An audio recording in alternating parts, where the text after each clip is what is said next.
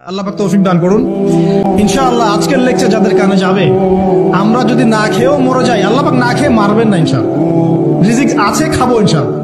কিন্তু হয়তো বা অভাব হবে, টাকা পয়সা একটু কম হতে পারে, অন্যের 10তলা ফ্ল্যাট হবে, আমার হবে না, অন্যের এত বিঘা বিঘা জমি আমার হয়তো হবে না।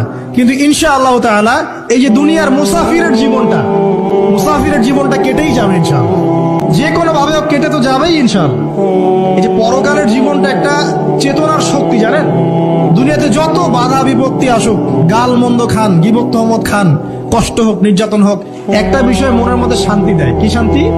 যে এই দুনিয়ার জীবনটা তো আর চিরস্থায়ী নয়, এটা তো আর সারা জীবন থাকবে না। ইনশাআল্লাহ এই অবস্থা আস্তে আস্তে পরিবর্তন হয়ে যাবে। ফাইন্না মাআল উসরি ইউসরা, পরকালে ইনশাআল্লাহ পাবো। দুনিয়াতে না পেলে কি হয়েছে, পরকালে পাবো ইনশাআল্লাহ। যুবক ভাই, এসব জেনা ছেড়ে দেন, আল্লাহ রাব্বুল আলামিন আপনার জন্য হুর রেখেছেন জান্নাত, ইনশাআল্লাহ পাবেন ইনশাআল্লাহ।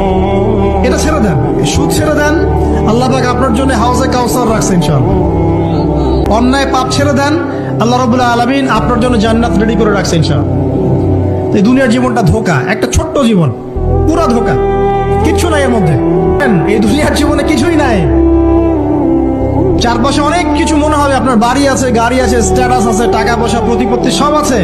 আদতে আপনি একা, আদতে আপনাকে একাই কবরে যাওয়া লাগবে, একাই আল্লাহর সাথে হিসেব নিকাশ দিতে হবে। কেউ নাই সাথে, আমার সাথে কেউ নাই। কিন্তু আপনি মনে করছেন যে সেলিব্রিটিজম বড়, আমি পলিটিক্যাল নেতা হয়েছি, আমাকে সবাই চেনে, আমি ইকোনমিক সেক্টরে লিড দেই, রাষ্ট্রকে লিড দেই, আমি ধর্মতাত্ত্বিক ক্ষেত্রে লিড দেই, আমাকে দেখলে মানুষ বাহবা দেয়, ইত্যাদি ইত্যাদি।